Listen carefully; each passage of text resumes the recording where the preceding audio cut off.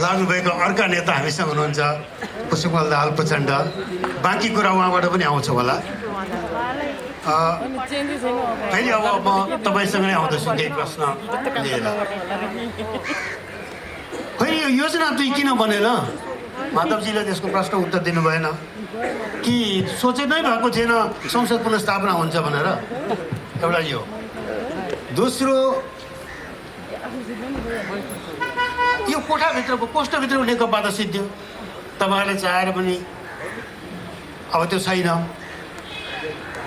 अनि किन यो समर्थन जारी छ? अनि हामी सुन्दछौँ, यसलाई पहिले अलिकति व्याख्या गर्नु जरुरी छ।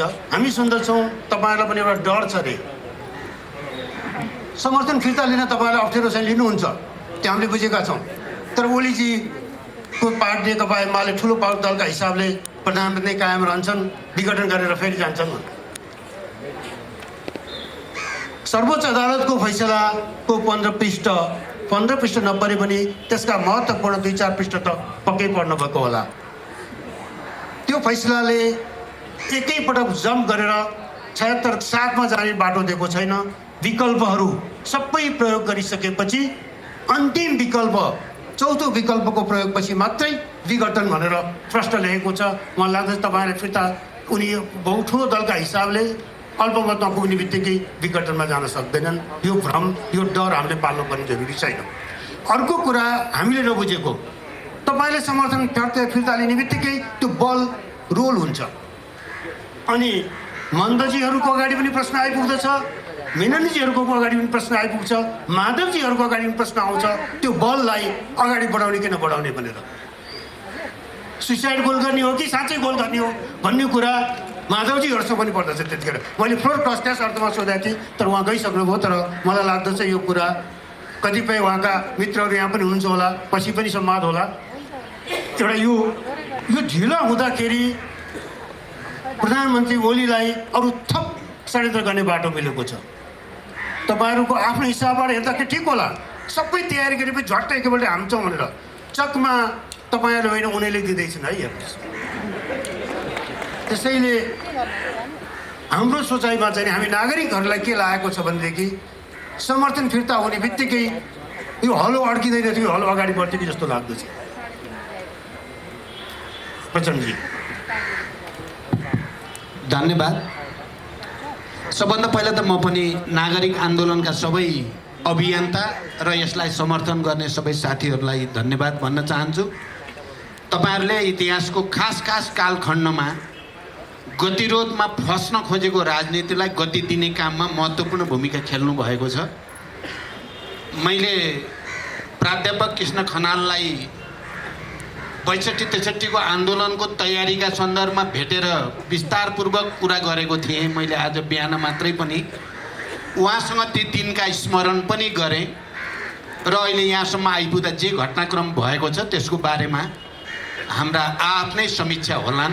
त्यो अहिले नराम्रोसँग एम्बुसमा पर्न खोजेको महसुस मलाई हुन्छ। संसद विघटन त्यही समग्र पोलिटिकल कोर्स जे शान्ति सम्झौता पछि अगाडि बढ्यो त्यसलाई बदल्ने एउटा नियोजित किसिमले आएको परिघटना हो र यो परिवर्तनका पक्षधर गणतन्त्र, संघीयता, धर्मनिरपेक्षता, समावेशिता, समानुपातिकताका पक्षधरहरूको निम्ति जीवन मरणको प्रश्न हो भनेर तपाईहरू पनि र हामी राजनीतिक दलहरू पनि आन्दोलनमा, जनपरिचालनमा, विरोध सभामा होमियौँ। त्यति बेला एउटा शब्द निकै पपुलर भएको थियो, सेटिङ छ। सेटिङ भएको हुनाले जति आन्दोलन गरे नि केही हुँदैन भन्ने एउटा प्रचार व्यापक रूपमा गरिएको थियो प्रधानमन्त्री र उनी निकटका मानिसहरूबाट। मैले पटक जनताको अगाडि सार्वजनिक रूपले भनेको थिएँ, त्यस्ता सेटिङहरू जनताले अगाडि बढेपछि सबै भत्किन्छन् र जनताले मात्रै प्रतिक्रियावादीहरूका सेटिङ भत्काउने तागत राख्छ, अरू कोही पनि छैन। नेपालका सबै बेस्ट ब्रेनहरू संविधानका विरुद्ध, लोकतन्त्रका विरुद्ध, गणतन्त्रका विरुद्ध भइरहेको षड्यन्त्रमा एक भएर हामी अगाडि बढ्यौँ र त्यो सेटिङ साँच्चै नै भत्कियो। संसद पुनर्स्थापना भयो। हामी सबैले एउटा ब्याटल जितेको अनुभूति गऱ्यौँ। सायद कृष्णजीले पटक पटक अहिले भन्नुभएको छ दोस्रो योजना खोइ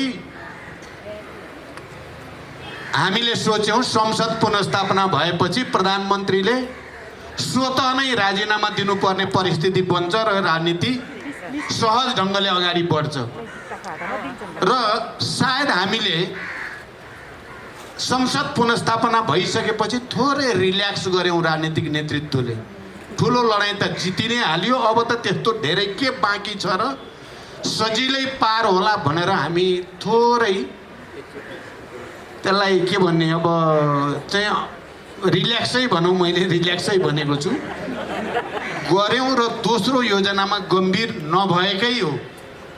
म तपाईँको प्रश्नलाई कुनै किसिमले कूटनैतिक जवाफ दिन चाहन्न। त्यहाँ हामीले रिल्याक्स गऱ्यौँ, गल्ती भयो।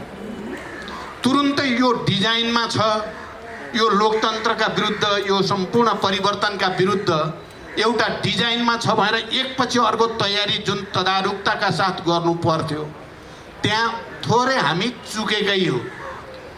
यो पहिलो कुरा म प्रष्टै भन्न चाहन्छु। दोस्रो कुरा, तर हामीले जे सोचेका थियौँ त्यस्तो त भएन, डिजाइन त अर्को गयो। अहिले माधवजीले भनि नै हाल्नुभयो, त्यही सर्वोच्च अदालतको संवैधानिक इजलासले यो सरकारलाई 76 धारा 76 को 1 को सरकार भनेर परिभाषित गरेको छ र त्यसैको 2 जना न्यायाधीशको चाहिँ निर्णयले यसलाई 76(2) को सरकार भनेर गर्यो। एउटा ठुलो विरोधाभास पनि देखियो र एउटा निकै अप्राकृतिक अस्वाभाविक खालको निर्णय हामी सबैले देख्नु पर्यो, बिहोर्नु पर्यो। एकजना साथीले भन्नुहुन्थ्यो फेरि पनि सर्वोच्च इज सर्वोच्च भनेको त मान्नै पर्ने यो सिस्टममा हामीले मानेका छौँ, तर असहमतिका साथ हामी पुनरावलोकनमा जाँदैछौँ। यो निर्णय सही छैन। यसले प्राकृतिक उसलाई पनि, न्यायालयको स्वतन्त्रतालाई पनि, इजलासका बीचको अन्तर्विरोधलाई पनि उजागर गरेको छ। यसलाई करेक्सन गरिनुपर्दछ भनेर तपाईँले मलाई सुरुदेखि पनि इङ्गित गर्न खोज्नुभयो सरकारको समर्थन फिर्ताको सम्बन्धमा। एउटा भनाइ के हुँदो रहेछ भने विरोधीले जे कुरालाई राम्रो भन्छ हामीले त्यसलाई राम्रो ठान्न हुँदैन रे। विरोधीले जेलाई नराम्रो भन्छ त्यसलाई हामीले सकारात्मक ढङ्गले हेर्नुपर्ने हुन्छ। म यसलाई 2 भागमा बाँडेर हेर्ने गरेको छु। अहिले भर्खरै माधवजीले पनि सङ्केत गर्नुभयो, सम्भवतः मिनेन्द्रजीले पनि सङ्केत गर्न सक्नुहुन्छ। हामीलाई एउटा हिजो असंवैधानिक र अलोकतान्त्रिक कदम भनेर सडकमा भएका साथीहरूले मलाई हत्तरपत्त समर्थन फिर्ता नलिए है भनेर चाहिँ जबरजस्त दबाब छ म माथि, जबरजस्तै छ। यो मैले नाम चाहिँ भन्दिनँ कसैको, हत्तरपत्त समर्थन फिर्ता लिइस् भने त झन् उल्टो पर्छ है भन्ने छ। र मैले भनिराखेको छु नैतिक र राजनीतिक ढङ्गले म अब धेरै दिन पर्खिन सक्दिनँ। मैले जुन सरकारलाई प्रतिगामी भनेको छु त्यसलाई मैले समर्थन गर्न सक्दिनँ, चाहे राजनीति जतासुकै जाओस्। मैले मेरो राजनीति र मेरो नैतिकतालाई मैले बचाउनु पर्दछ। म केही दिनभित्र नै त्यो प्रक्रिया अगाडि बढाउँछु। तर मेरो कोसिस के हो त भने कमसे कम यो परिवर्तित परिस्थितिमा प्रमुख राजनीतिक दलहरू जसले प्रधानमन्त्रीको कदमलाई असंवैधानिक र अलोकतान्त्रिक भनेर सडकमा गयौँ, ती राजनीतिक दलहरूको बिचमा अबको निकासबारे एउटा न्यूनतम सहमति र समझदारी होस्, अविश्वासको प्रस्ताव दर्ता गर्ने र समर्थन फिर्ता सँगसँगै होस् भन्नको निम्ति मात्रै मैले दारा किटेर समर्थनलाई 1-2 दिन रोकेको मात्रै हो। योभन्दा बढी केही पनि होइन। मेरो सिधा भाषा यही हो। धन्यवाद। धन्यवाद। खुसी लाग्यो तपाईँले प्रश्न भन्नुभयो। अब यो समर्थन धेरै दिन टिक्दैन, यो त भोलि नै हट्टेमा फिर्ता गरे पनि हुन्छ जस्तो लाग्छ हामीलाई। म राजनीति शास्त्रको विद्यार्थी, तपाईँहरू राजनीति गरिरहनु भएका मान्छे। हामीले बाहिरबाट हेर्दाखेरि के देख्छौँ, तपाईँले फिर्ता लिने बित्तिकै जसपा कर्नरमा पर्छ, नेपाली काङ्ग्रेस कर्नरमा पर्छ, त्यो ओली विश्वासको मतमा बाध्य हुन्छ। उनी आफू खुसी विश्वासको मतमा जाँदैन। अविश्वासको प्रस्ताव लैजान सक्ने अहिले मैले वातावरण देखिरहेको छैन। पछि भन्नु होला मीनाञ्जीले नेपाली काङ्ग्रेसका केन्द्रीय समितिले नै होइन तपाईँ अगाडि बढ्नुहोस् भनेर भावी प्रधानमन्त्रीका रूपमा आफ्नो सभापतिलाई तयारीको लागि साथ दिएको। उहाँले भनिदिनु भयो काङ्ग्रेसले अविश्वासको प्रस्ताव पनि लैजाँदैन, सरकारमा पनि जाँदैन, विपक्षमा बस्छ। ठिक छ, त्यो काङ्ग्रेसको कुरा हो। तर विश्वासको मतमा मतदान गर्ने बेलामा त काङ्ग्रेसले पक्कै गर्न सक्दैन होला नि मतदान। जसपाले गर्न सक्दैन होला। अहिले बाहिर चर्चा छ, हामी मिडियामा पढ्छौँ सुन्छौँ बेला बेलामा कि जसपाको खास गरी अझ आदरणीय महन्त ठाकुरजी के लाई अनुहार अगाडि देखाएर बलवटरमा निकै बाक्लो छलफल हुन्छ। तपाईँहरूका आफ्ना मागहरू छन्, त्यसमा हाम्रो कुनै विमति छैन। तर के अहिले बलवटारबाट त्यो माग पूर्ति होला? 18 महिना 2/3 सरकारको नेतृत्व गरे केपी ओलीले उपेन्द्र यादव उपप्रधानमन्त्री हुँदाखेरि मुद्दा त त्यतिखेरै थियो, त्यसपछि जन्मेका मुद्दा होइन। कहाँ गए ती मुद्दा आज? त्यसैले अहिले हुन्छ भन्दाखेरि कता कताले बेमौसमको यो कुरा आइरहेछ कि भनेर हामीलाई लाग्न थालेको छ। तपाईँहरूको उद्देश्य, तपाईँहरूको आफ्ना मागको प्रतिबद्धतामा हाम्रो प्रश्न होइन, तर व्यवहारका कुराहरू हेर्दाखेरि अलिकति हामी नागरिकहरूले होइन राजनीतिमा जे पनि सम्भव छ भनेर स्कुलमा त पढिन्छ, तपाईँले पनि पढ्नु होला आइएपिएमा पढ्दाखेरि राजनीतिमा जे पनि सम्भव छ भन्ने कुरा। त्यो के जे पनि सम्भव छ हुँदाखेरि फेरि ओलीकै चाहिँ नि राज सम्भव छ? अलिकति हामीलाई प्रस्ताइदिनुहोस् के गर्छ जसपाले? अब अघि उहाँले भन्नुभयो कि हामी त तयार छौँ, समर्थन अहिले फिर्ता लिन पनि तयार छौँ, तर त्यसपछिको बाटो अलिकति सुनिश्चित भएको देख्न चाहन्छौँ। त्यो सुनिश्चित गर्न त्यतिखेर हुन्छ जब जसपा र नेपाली काङ्ग्रेस पनि यो विषयमा सहमत हुन पुग्दछ। महन्तजी, परिस्थिति उहाँहरूको आपसी विग्रहको कारणले भएको हो। अब उहाँहरूको आपसी लडाइँमा, पार्टीको भित्रको लडाइँमा हामीले के गर्ने हो? यो मेरो प्रश्न हो।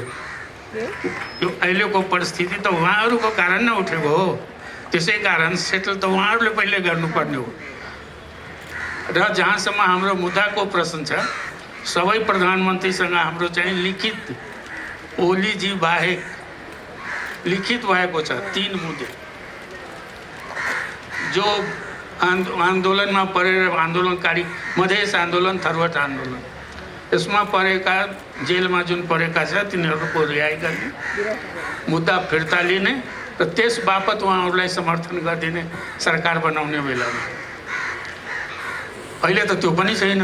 हामीले कुनै उहाँसँग कुनै लिखित सम्झौता पनि गरेको छैन, कुनै वचन पनि दिएको छैन। हाम्रो मुद्दा छ, उहाँले भन्नुहुन्छ कि प्रधानमन्त्रीले कि म गर्न सक्ने जति गर्छु, गरेर देखाइदिनुहोस्। त्यसपछि प्रश्न उठ्छ कता जाने हो, के गर्ने हो?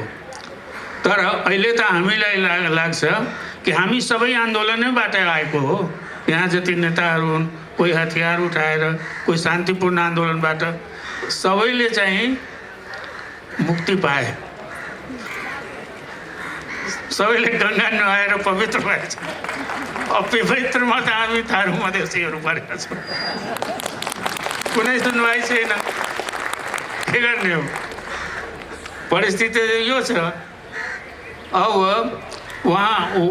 उहाँसँग कुरा भयो हाम्रो शेरबहादुर सिंह, अहिले सार्वजनिक रूपमा उहाँले पहिले नै भनिसक्नु भएको थियो हामीले कुरा गर्दाखेरि कि कुनै पनि अविश्वासको प्रस्तावको पक्षमा जाँदैन या समर्थन गर्दैन। तर अहिले दुईटैलाई अस्वीकार गर्नुहुन्छ। तर कहीँ प्रधानमन्त्रीको बन्ने अवसर आयो भने, अफर आयो भने म विचार गर्न सक्छु। तर अहिले दुईटै म सरकार पनि बनाउन, अविश्वासको प्रस्तावको पक्षमा पनि जान्नु भनिसक्नुभयो। अनि हाम्रो कारणले त कहीँ बनिरहेको छैन, कुनै बिग्रिरहेको पनि छैन। कतै जाँदाखेरि हो डेमोक्रेसीको सङ्घर्षमा हामी साथै साथै थियो। एलायन्सको कुरा गर्नुभएको ओके, डेमोक्रेसीको लागि त छ, तर हाम्रो आफ्नो एजेन्डा पनि छ। त्यसमा तपाईँहरूको के छ, के गर्न सक्नुहुन्छ? त्यो अहिले पनि हाम्रो प्रश्न छ। त्यो जबसम्म सम्बोधन हुँदैन, हाम्रा सांसदहरू जेलमा छन्, हाम्रा प्रदेशको मन्त्रीहरूमाथि चाहिँ मुद्दा तारिख खेपिरहेछन्, अरू नौजवानहरू जेलमा छ, मेयरहरूमाथि मुद्दा छ, अनि भनौँ सबै नेताहरूमाथि मुद्दा छ। यदि आन्दोलनले आह्वान गरेको हो, एउटा बहुबाचा छौँ, आह्वान त हामीले नै गरेको हो, हामीमाथि पनि मुद्दा चलाए हुन्छ, तर हामीलाई छोडिदिएको छ, हाम्रा साथीहरूलाई राखिदिएको छ। त हामी त न्यायको खोजीमा छौँ, तपाईँहरूसँग पनि उहाँहरूसँग पनि। के गर्नुहुन्छ? त्यसपछि न हाम्रो समर्थन या विरोधको कुरा हुन्छ। अहिले त्यो हाम्रो अगाडि त्यो प्रश्नै छैन। तपाईँहरूको यो मागसँग, तपाईँहरूको मुद्दासँग हाम्रो विमति होइन। मलाई लाग्दछ नागरिक आन्दोलनले धेरै किसिमबाट तपाईँहरूको आन्दोलनसँग नागरिक आन्दोलन पनि मिसिएको छ। चाहे यो मधेस आन्दोलनको बेला होस् या पछिल्लो संविधान निर्माणकै बेलामा भएका कमी कमजोरी, त्यसलाई एउटा तहमा टुङ्ग्याउँ भन्ने कुरामा मलाई चाहिँ नागरिकको आवाज कमजोर थिएन। त्यो त्यो एउटा पक्षमा गइसक्यो। त यतिखेर एउटा कुरा प्रश्न भनिदिनुहोस् महन्तजी, विश्वासको मत लिन पर्ने अवस्थामा प्रधानमन्त्रीलाई धकेलेपछि त्यो विश्वासको मत त तपाईँहरूले दिन सक्नुहुन्न नि त। अनि त्यो आउँदो दिसमा त्यसपछि तपाईँहरूले देखिहाल्नुहुन्छ नि, हामी आफ्नो मुद्दामा अडिग छौँ। त्यसपछि अरू चिज पछि हामी विचार गर्छौँ त्यसमा। हाम्रो मुद्दाको सोल्युसन अहिले त हामीलाई महसुस त्यही भइरहेको छ कि हामी थारू भएको हुनाले, हामी मधेसी भएको हुनाले त्यो पीडा भोग्नु परिरहेको छ। नागरिक समाजलाई धेरै धेरै धन्यवाद छ, उहाँ कुनै सत्ताको लागि लड्नु भएको छैन, अधिकारको लागि, जनताको अधिकारको लागि, नागरिक अधिकारको लागि, एक्सप्रेसनको लागि जो उहाँ आइरहेको छ। तर हामी राजनीतिक दलमा स्वार्थको लागि हुन्छ। अहिले स्वार्थको लडाइँ भइरहेको छ कम्युनिस्ट पार्टीको भित्र, त्यसमा हामीलाई किन भन्ने? तपाईँ अविश्वासको प्रस्ताव त्यहाँ भन्नुहुन्छ, आफैमा आफ्नो पार्टीमा अविश्वास ल्याएर त्यसको सोल्युसन गर्नुहोस् न। त्यो भइरहेको छैन। ठिकै भन्नुभयो। यो कुरा हिजो नेकपा विभाजित नहुँदाखेरि, यो अदालतको फैसला नआउँदा, विघटन नहुँदाखेरि हामीले धेरै पटक भन्यौँ तपाईँहरू यो विषय किन निर्णायक रूपमा नेकपाको संसदीय दलमा लगेर चुनौती दिन सक्नुभएको छैन केपी ओलीलाई भनेर सोध्थ्यौँ। तर यो अलिकति पुरानो भइसक्यो। अब खालि अहिले दुईवटा, अब भनौँ तिनवटा पार्टी तपाईँहरू नमिलिकन बहुमत पुग्दैन। जसपा, माओवादी केन्द्र, काङ्ग्रेस। त्यसैले यो हलो चाहिँ तिनवटा मात्रै जसले अड्काए पनि हुन्छ। समस्या चाहिँ हलो अड्किरहेछ, त्यो हलोलाई अगाडि बढ्न दिने, बल रोल गर्ने जिम्मेवारी संसदमा भएको दलको हिसाबबाट हामी जसपाको पनि हो भन्छौँ। हो, देशमा जब सङ्कट आउँछ, नागरिक समाजमा जब सङ्कट आउँछ, देशमा अहिले सङ्कट छ, अनि त्यसपछि हाम्रो जरुरत पर्छ। अरू बेलामा हाम्रो जरुरत पर्छ। कहिलेकाहीँ सङ्कट अझ बढ्दाखेरि अझ एउटा ठोस निर्णयमा पुग्न सकिन्छ। अब उहाँहरू त अब यो द्वन्द्वात्मक विकासको उसमा सिद्धान्त मान्नेहरूका दिन्छन्। मलाई लाग्दछ प्रचण्डजी एउटा कुरा भन्नु, संसदमा त्यो बाहिर यो द्वन्द्वलाई किन अगाडि बढाउन सक्नुभएको छैन? संसद सम्झनुहोस्, अब तपाईँहरूले त, म त संसदीय प्रणालीको विद्यार्थी पनि हुँ। 18औँ शताब्दीमा बेलायतमा के भयो कि बेलायतको त्यो चार्ल्स द्वितीयले दिएका थिए एजेन्डा संसदलाई, संसद आफैले एजेन्डा बनाएर उनलाई कारवाही गरेको थियो, एक्जिक्युट गरेको थियो। आज संसद हाजिर छ तपाईँहरूको अगाडि, अनि सरकारले बिजनेस दिएन भनेर यो पिलन्दै आवाज कहाँबाट आइरहेछ? त्यसमा है म कृष्ण सरको प्रश्नमा अझ थप्दै भन्छु होइन। म जति तपाईँहरूको यहाँ कुराहरू सुन्छु अथवा इन्टरभ्यूहरू सुन्छु, के लाग्छ भन्दाखेरि तपाईँहरू जुन यो सबै शीर्षस्थ नेताहरू होइन, कुरामा एकदमै लाचारी, निरीहपन पाइरहेको छौँ कि होइन। यति त हामीले यो गणतन्त्र आन्दोलन पाएको थिएनौँ है। अनि यो हेर्दाखेरि चाहिँ तपाईँहरूलाई साँच्चीकै एउटा यो अस्तित्वको सङ्कटै भएको होइन, यो दलभित्र भुइँचालो नै गएको जस्तो लाग्छ। तपाईँहरू मात्र होइन, तपाईँहरूको अन्तर्गत अरू युवा नेताहरूको कुरा सुन्दा पनि त्यस्तै हुन्छ। एउटा एकदमै भय र त्रासको एउटा वातावरण हुन्छ। यो यो प्रब्लम यस्तो गाह्रो भइसक्यो त तपाईँहरूको कुरा चाहिँ खालि एकदमै पीडित मनोवृत्ति होइन, मैले गरे होइन उसले गरेको हो, मैले भन्न सक्दिनँ, यहाँ भन्न सक्दिनँ, त्यहाँ भन्न सक्दिनँ, मलाई किन सोधेको होइन, एक अर्कालाई औला उठाउनेमै त्यो सीमित छ। हामीलाई चाहिँ के लाग्छ भन्दाखेरि हामीले तपाईँलाई चुनेर हाम्रो प्रतिनिधि पठाएको, तर तपाईँहरू चाहिँ एउटा कालो सिसा भएको घरमा हेर्नुहुन्छ, हामीले तपाईँलाई हामीलाई देख्नै हुँदैन के, तपाईँले त एक अर्कालाई देख्नुहुन्छ, आफ्नो कार्यकर्ताले देख्नुहुन्छ, अरू कोलाई देख्नुहुन्छ होइन, हामीहरू त तपाईँहरूलाई पुरै अदृश्य छौँ। त्यो हिसाबले चाहिँ जुन राजनीतिक नेतृत्वसँग हामीले अभिभावकत्वको एउटा हामीले आशा गरेको छौँ होइन, हामीलाई चाहिँ यस्तो राजनीतिक अनाथ जस्तो हामीलाई महसुस हुन्छ कि। सो यो समस्या यस्तो भएको बेलामा चाहिँ तपाईँहरूले चाहिँ अब अहिले यस्ता तपाईँहरूको हाम्रोमा चाहिँ तपाईँहरूको आफ्नै अस्तित्वको सङ्कट भयो, लोकतन्त्रको सङ्कट हो नि त। यो बेलामा चाहिँ तपाईँहरूले फेरि त आधा आधा कुरा गर्ने, घुमाउरो कुरा गर्ने, साङ्केतिक कुरा गर्ने होइन, एक अर्कालाई दोषारोपण भन्दा पनि अब चाहिँ प्रत्यक्ष आएर खुल्ला छताछुल्लो भएर जनतासँग प्रष्ट कुरा गर्नुपर्ने होइन र। मेकेन्जीलाई यो कुरा गर्न चाहन्छु। अघि भने जस्तै अब काङ्ग्रेसले विश्वासको मत अब तपाईँहरूको सभापतिले नै अविश्वासको प्रस्ताव थर्काइदिनु भएको छ कि काङ्ग्रेसले विश्वासको मत दिन सक्छ केपी ओलीले सरकारलाई? हामी दिन सक्दैनौँ र अविश्वासको प्रस्तावमा अगाडि जान सके। पहिले त म हार्दिक आभार व्यक्त गर्दछु नागरिक आन्दोलनलाई, मलाई आमन्त्रण गर्नुभयो त्यसका लागि। उहाँहरूभन्दा मेरो उपस्थिति अलिक पृथक किसिमको छ, यसर्थमा कि उहाँहरू आफ्नो दलको शीर्ष नेता हुनुहुन्छ, म मेरो पार्टीको गर्दनसम्म मात्रै हुँ। तर मेहनत गर्दनमाथिको शिर पनि गर्दनले सोचेकै बाटोबाट हिँड्न सकोस् भन्ने प्रयत्न जारी छ। म त्यता अब गइनँ। मैले अर्को कुरा तपाईँहरूसँग राख्ने, आज तपाईँहरू जुन नागरिक आन्दोलनमा हुनुहुन्छ त्यसलाई राजनीतिको ठाउँबाट सँगै लामो समयदेखि लिएर हिँडेको एकजना नेता हाम्रो पार्टीको हिजो दिवंगत हुनुभयो, अहिले उहाँको अन्त्येष्टिको कार्यक्रम भइरहेछ, नवीन्द्र राज जोशी। त्यो बेलामा म यहाँ बसेर तपाईँहरूसँग कुराकानी गर्दा कहीँ न कहीँ नवीन्द्रजीलाई बिदा गर्दा, मभन्दा सानो उमेरको मानिस, मभन्दा पछाडि हुनुहुन्थ्यो त्रिचन्द्र कलेजमा, उहाँलाई बिदा गर्दाखेरि एउटा अर्को खालको मन पनि लागिरहेछ र कता कता यो आन्दोलनलाई लामो समयदेखि र नेपालको लोकतान्त्रिक आन्दोलनलाई हामीले कसरी हेर्ने त्यतातर्फ सोच्नको लागि पनि नवीन्द्रजीको विदाईले हामीलाई अभिप्रेरित गर्दछ भन्ने मलाई लाग्छ। त्यो तपाईँहरूको अगाडि राख्न चाहेँ मैले। उहाँलाई हामी सबैको श्रद्धाञ्जली छ, मैले तपाईँहरू सबैको श्रद्धाञ्जली यहीँबाट व्यक्त गर्न चाहन्छु।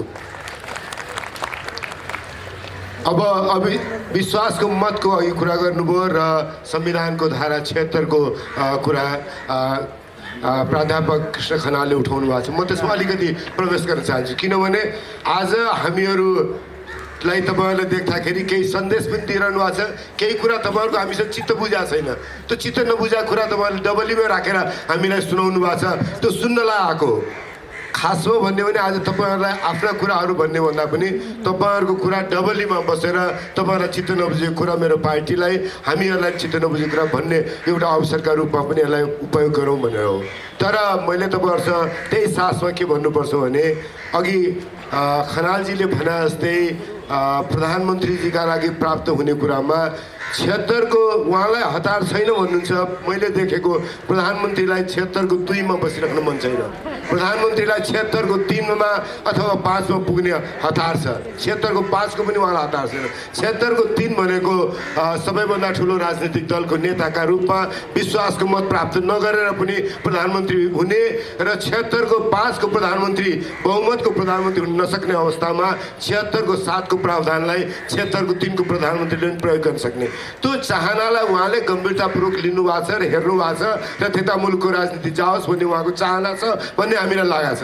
हाम्रो एसेसमेन्ट गलत हुनसक्छ, तपाईँहरूका बिचमा, तर हामीले के राख्नुपर्छ भने यो एसेसमेन्टलाई पनि गम्भीरतापूर्वक हेरिदिनुहोस् र त्यसमा हामीले उहाँलाई जस्तो प्रचण्डजीले इङ्गित गर्नुभयो कि विश्वास फिर्ता लिँदाखेरि 76 को 2 को प्रधानमन्त्रीलाई सँगै सरकारमा सहभागी दलले समर्थन फिर्ता लिएमा विश्वासको मत लिन बाध्य हुनुहुन्छ। विश्वासको मत उहाँले पाउनुहुन्न, तर आजको दिनमा प्राविधिक रूपमा, राजनीतिक रूपमा, जे रूपमा भनौँ हामी केपी शर्मा ओलीसँग संसदको बहुमत पनि छैन, केपी शर्मा ओलीको विपक्षमा प्राविधिक रूपमा बहुमत पनि छैन। राजनीतिक रूपमा बहुमत छ, प्राविधिक रूपमा बहुमत छैन। त्यसको राजनीतिक फाइदा लिनका लागि उहाँ बस्नु भएको छ। त्यसलाई हामीले एउटा समयसम्म त्यो फाइदा उहाँले नप्राप्त गर्नुहोस् भन्ने हाम्रो चाहना छ। एउटा समय अघि प्रचण्डजीले भने जस्तै एउटा राजनीतिक निर्णय गर्नुपर्ने समय आयो भने त्यो समयमा हामी तयार छौँ। त्यसैले विश्वासका मतको बारेमा दुविधा नराख्नुहोस् र मैले महन्तजीले भनेको अहिलेको कुरामा पनि भन्छु कि हामीहरूले कुनै पनि हालतमा प्रमुख प्रतिपक्षी दलले अविश्वासको प्रस्ताव जहाँसुकैबाट जसरी अरिजिनेट भए पनि अविश्वासको प्रस्तावको पक्षमा मतदान गर्छ। किनभने अहिलेका प्रधानमन्त्री भएकै दिनदेखिको हाम्रो विश्वास छैन। अरू दलहरूले त विश्वासको मत हाल्नु होला, हामीले कहिले पनि विश्वासको मत दिएको छैनौँ। त्यसैले हाम्रो अविश्वास उहाँका प्रति कायम छ। त्योभन्दा मैले मिनेन्द्र रिजालले मात्रै भनेको छैन भन्नुहोस्, मिनेन्द्र रिजालले मात्रै भनेको छैन भन्नुहोस्। तर आजको राजनीतिको कठिनाइलाई हेर्दाखेरि 1 नम्बर प्रदेशमा बागमती प्रदेशमा अविश्वासको प्रस्ताव आयो। अविश्वासको प्रस्तावलाई उहाँहरूले खेलाएर राख्नुभयो र केही राजनीतिक कारणले प्रचण्डजीहरूले पनि त्यसलाई अगाडि लिएर जाने, माधवजीहरूले पनि अगाडि लिएर जाने कुराको लागि उहाँहरूलाई अलमल गर्नु पर्यो। त्यो उहाँहरूको बाध्यता थियो। हिजो त्यसका बारेमा उहाँहरूले गरेको कुरालाई मैले एकदमै मुक्त कण्ठले विरोध गरेँ, गलत गर्नुभएको छ भने। तर आज म त्यसरी भन्दिनँ। आज उहाँहरू कठिनाइमा उभिया बेलामा कठिनाइमा पनि सबैभन्दा बढी कठिनाइमा उभिएको माधवजीहरू उभिनु भएको छ। उहाँहरूको कठिनाइ नेपालको राजनीतिक कठिनाइसँग जोडिया छ। व्यक्ति कहाँ उभिनुहुन्छ त्यो मात्रै जोडिया छैन। त्यसैले मैले आज त्यति बेलाको उहाँहरूलाई गरेको आलोचनातर्फ भन्दा पनि एउटा चिज के ध्यान दिनुपर्छ, त्यो कठिनाइलाई फाइदा लिएर खेलाउँदै अहिले अविश्वासको प्रस्ताव 1 नम्बर प्रदेश र बागमती प्रदेश दुईटैबाट निस्किएर गयो। अविश्वासको प्रस्ताव प्रक्रियाबाट बाहिर गयो। त्यसैले हामीले कुनै कुरामा हतार गरेनौँ भन्दाखेरि हामीलाई अवगाल मात्रै दिने भन्दा काहीँ न काहीँ यसका राजनीतिक हाँगाहरूलाई पनि हेरिदिनुहोस् भन्ने मेरो आग्रह छ। तपाईँहरूको सुझाव लिन त आएकै छु, अझ पनि थप सुझाव लिन्छु नि। एउटा हामीलाई लागिरहेको कुरा तपाईँले ठिकै उठाउनु भयो, माधवजी जानुभयो। त्यो समाचार जब मैले बेलुका टिभीमा देखेँ मलाई पनि अलिकति फिल भयो। हामी यो कार्यक्रमको आयोजना गर्न तयारीमा थियौँ। नेकपा एमाले भित्र माधव नेपालजीहरूको अवस्था अरू नाजुक बन्दै गएको सङ्केत हो। त्यो उहाँहरूलाई के बाध्यता पर्यो, किन होल्ड गर्न सक्नु भएन? केही दिन होल्ड गर्न निर्णय त अहिलेसम्म भएको थिएन नि, 1.5 महिना 2 महिनादेखि होल्ड किन गर्न सक्दैन? तपाईँले भनेको कुरा हामी त्यहाँ दिएर बुझ्दछौँ। तर यहाँ अहिले काङ्ग्रेसको रेकर्डेड पोजिसन थाहा छ। केपी ओली प्रधानमन्त्री भएका दिनदेखि फर्मल पोजिसन थाहा छ। तर राजनीति त धेरै खेलहरू चल्छ, पर्दा पछाडि पनि हेर्नुहोस् देखिरहेको कुरा हो। यो अध्यादेशबाट आयोगहरू बने, आयोगहरूको नियुक्ति कस्तो विडम्बना हामीले सुन्यौँ। सत्य हो कि कति हो थाहा छैन। मान्छे हेर्दा र हिजोका सम्पर्क हेर्दाखेरि पुष्टि हुन्छ। कोही प्रधानमन्त्रीको कोटाबाट, कोही प्रधान न्यायाधीशको कोटाबाट, कोही चाहिँ नि विपक्षी दलको नेताको कोटाबाट, सब सर्वस्पष्ट भयो। त्यसै अहिले हामी सन्तुष्ट, हामी ढुक्क हुन सकिरहेका छैनौँ कि काङ्ग्रेसमाथि, काङ्ग्रेसको एउटा आफ्नो सैद्धान्तिक अडानमाथि हाम्रो शङ्का छैन। तर राजनीतिको लेनदेनको खेलमा तत्कालको फाइदा लिँदाखेरि सिङ्गै मुलुकको राजनीति चाहिँ बन्धकमा पर्ने हो कि? हाम्रो चिन्ता त्यहाँनिर हो। म सानो कुरा राखौँ, खनालजी तपाईँको चिन्ताको आधारलाई मैले देख्छु। तर काङ्ग्रेस समग्रमा उभिँदाखेरि यही अध्यादेशलाई पनि त संसदमा पेश गर्ने कुरा पेश भएपछि हामीले आज विरोधको सूचना दिएका छौँ। विरोधको सूचना मतदानमा गइसकेका छैन। यो अध्यादेश संवैधानिक परिषदवाला अध्यादेश ती समाप्त हुन्छ। त्यसैले पुरै काङ्ग्रेस हेर्नुभयो भने काहीँ न काहीँ तपाईँलाई काहीँ न काहीँ चिन्ता लागेको छ भने ती चिन्ताहरू दूर गराउन सक्ने प्रक्रिया बोकेको पार्टी हो भन्ने कुरा मैले गर्दनमै रहेर पनि त्यति चाहिँ आश्वस्त गराउन चाहन्छु। अब प्रचण्डजीलाई तपाईँतिरै आउँछ। अब अघि दोभानजीले केही कुरा राखिसक्नुभयो। त्यसैलाई थप्दै केही अरू थप्नु छ तपाईँ? हजुर, यसैमा चाहिँ तपाईँले प्रक्रियाको कुरा गर्नुभयो होइन। एउटा चाहिँ के छ भन्दाखेरि यो हामी कहिलेकाहीँ प्रक्रियाको कुरामा चाहिँ यो नेताहरूले हामीलाई अल्झाउने कुरा हो कि जस्तो पनि लाग्छ होइन। यो हलो अड्केको कुराको प्रक्रियागत त्यसको विश्लेषण त छँदैछ, त्यसको संरचनात्मक विश्लेषण पनि हुनु जरुरी जस्तो लाग्छ होइन। हामी यो बिजोगमा किन प्रत्येक क्रान्तिपछि किन घरिघरि हामी यही बिजोगमा अड्किन्छौँ त होइन। यसको चाहिँ अब ओली जस्तो एकदमै आकाशबाट झरेको अद्भुत प्राणीले गर्दा भएको हो कि अब यो जुन तपाईँहरूले भन्नुहुन्छ होइन, अथवा हामीले जनमानसले चाहिँ होइन यो दलतन्त्रकै यो विकृतिको एउटा परिणाम, एउटा नेचुरल परिणाम हो भन्छौँ। तर त्यस्तै ठुलो तबकाले चाहिँ के भन्छ होइन, यो चाहिँ खास गरी नेतृत्व, जुन नेपालको नेतृत्व र शक्ति र सत्तामा जुन एउटा जनसाङ्ख्यिक तपाईँको असन्तुलन छ नि होइन। यहीँ तपाईँले अब उहाँले त आफूलाई गर्दनस् त भन्नुहुन्छ होइन, तर जुन शीर्षस्थ नेताहरू हेरौँ होइन, तपाईँहरू जुन एउटा लिङ्ग, एउटा जात, एउटा समुदायबाट हुनुहुन्छ, जुन हाम्रो सबैमा देखिरहेको छ। बात समस्याको कुरा त्यहाँ पो अडिएको हो कि भन्ने छ, त्यो कुरामा तपाईँहरू र अर्को फेरि समावेशता कुरा अब प्रचण्डजीले पनि गर्नुभयो, महेन्द्र ठाकुरले पनि गर्नुभयो। एउटा ठुलो डर जुन हामी चाहिँ समावेशताको समर्थकलाई डर के छ भन्दाखेरि समावेशताको मुद्दालाई दानवीकरण गर्ने खेल त चलि नै रहेको छ होइन। गरीब विकासको नाममा के भनेर समावेशितालाई चाहिँ अवमूल्यन गर्ने खेल चलि नै रहेको छ।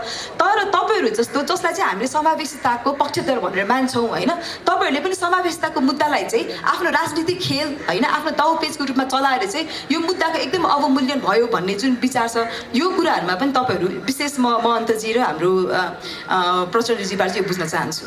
यसैमा एउटा सानो थपेर मात्रै नआउँछु। अहिले हामीलाई चिन्ता भइरहेछ राजनीति। अस्ति अदालतको 23 गतिको फैसला एक प्रकारको रिभाइभलिस्ट फैसला हो, अलिकति उल्ट्यो।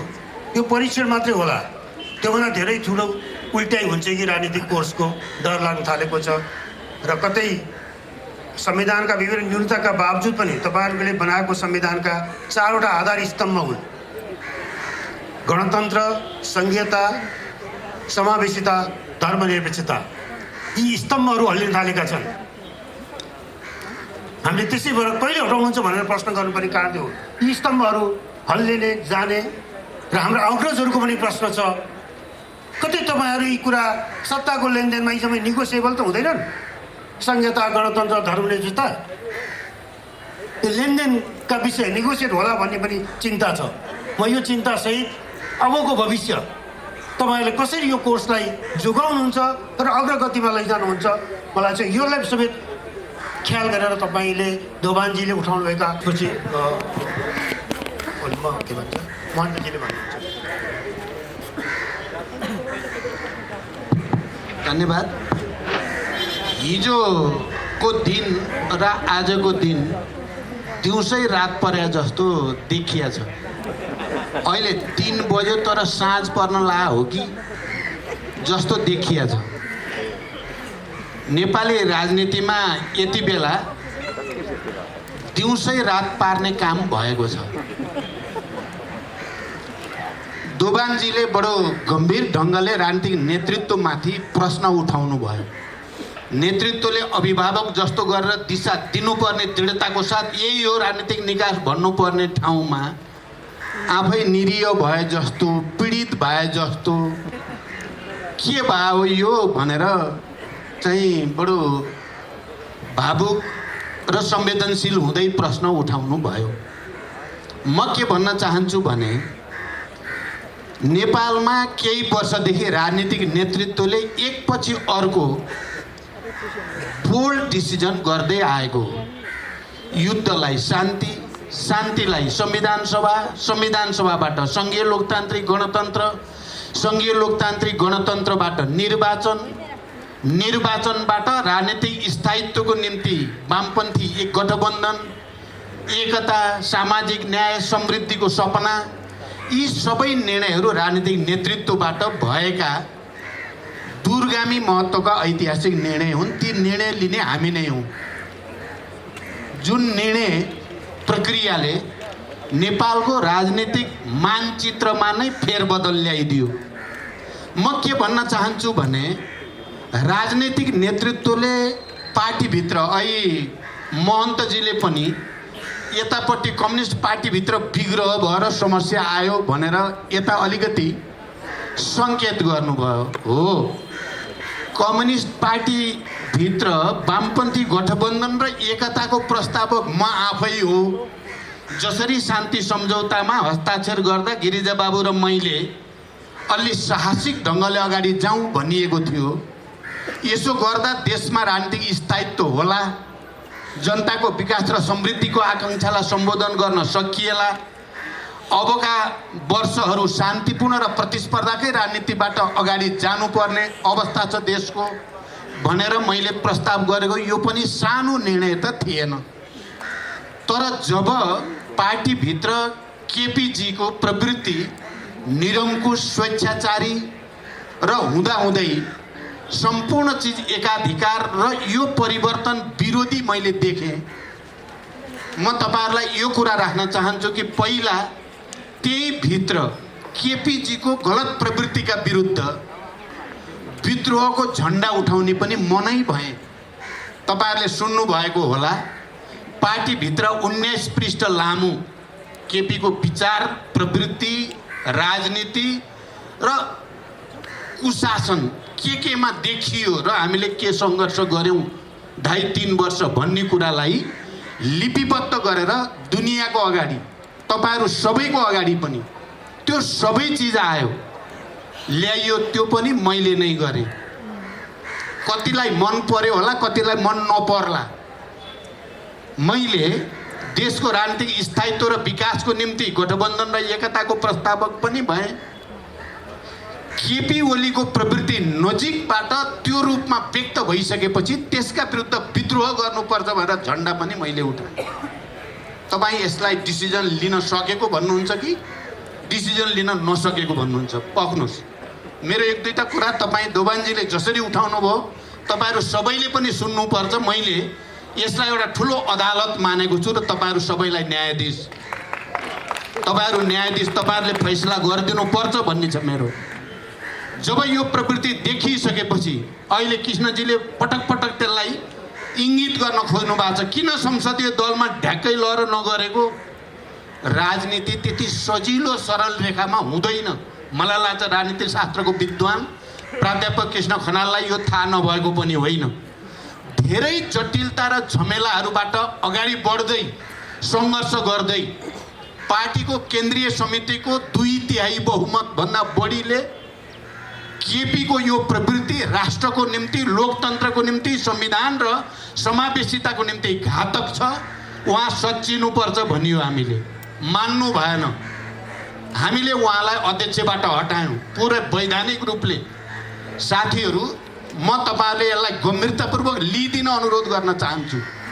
वैधानिक ढङ्गले 70% केन्द्रीय समितिका सदस्यहरूले उपस्थित भएर हस्ताक्षर गरेर उहाँलाई अध्यक्षबाट हटाइयो। उहाँलाई स्पष्टीकरण लियो। स्पष्टीकरण नदिएपछि उहाँलाई सदस्यबाट पनि हटाइयो 70%ले। हाम्रो संविधान, हाम्रो दल सम्बन्धी ऐन, हाम्रा नियमावली, हाम्रो परम्परा र नजिरहरू सबैले पार्टी केन्द्रीय समितिको बहुमतलाई नै पार्टी भनिन्छ। अर्कोले 40% पुर्यायो भने पार्टी बनाउन पाउँछ, नत्र पाउँदैन। हाम्रो परम्परा पनि त्यो छ, ऐनको व्यवस्था पनि त्यो छ, संविधानको मर्म पनि त्यो छ। हामीले 70% 2/3 भन्दा बढीले उहाँलाई सदस्यबाट हटाइयो। तपाईँहरूले भन्ने गर्नु भएको छ, त्यहाँबाट मात्रै हटाएर पुग्दो रहेनछ नि त, संसदीय दलबाट। यो फागुन 23 गतेको दल सम्बन्धी निर्णय सर्वोच्चको जे आयो त्योभन्दा अगाडि हामीले अब देशको निम्ति, लोकतन्त्रको निम्ति, गणतन्त्रको निम्ति, समावेशिताको निम्ति केपीलाई संसदीय दलको नेताबाट वैधानिक ढङ्गले नै हटाउनुको विकल्प हामीसँग छैन। हामीले मेहनत गऱ्यौँ। त्यो मेहनतका सबै उतार चढाव म भन्न चाहन्न, त्यो आवश्यक पनि छैन। तर 23 गते हामीले बहुमत संसदीय दलका सदस्यहरूको हस्ताक्षर सहित, बहुमत हस्ताक्षर सहित संसदीय दलको सचिवालयमा लगेर दर्ता गरायौँ। म आफै र नेताहरूको टिम नै गएर दर्ता गराएर देन एन्ड देयर अब केपी एकछिन पनि प्रधानमन्त्रीमा रहने ठाउँ छैन। ऐन अनुसार, संविधान अनुसार, परम्परा अनुसार। तपाईँ मलाई निरीह भन्नुहुन्छ, तपाईँ यी सबै निर्णयलाई हेरेर तपाईँ के ठान्नुहुन्छ? यी सबै निर्णयहरू निरीह छन् कि बोल्ड छन्? तपाईँ हेर्नुहोस्। कहिले अघि बढ्ने, कहिले पछाडि जाने, कहिले दायाँ कहिले बायाँ त राजनीतिमा भइ नै राख्छ। त्यसरी नै राजनीति अगाडि बढ्छ। राजनीति सरल रेखामा सिधा किताबमा जस्तो मुखले भने जस्तो गरी अगाडि बढ्दैन। हामी जहाँ आइपुगेका छौँ त्यसरी नै आइपुगेका छौँ। राजनीतिले संसदीय दलको सुन्नु, संसदीय दलको बहुमत भयो, केन्द्रीय समितिको 2/3 भयो, निर्वाचन आयोग निर्णय गरिदिँदैन।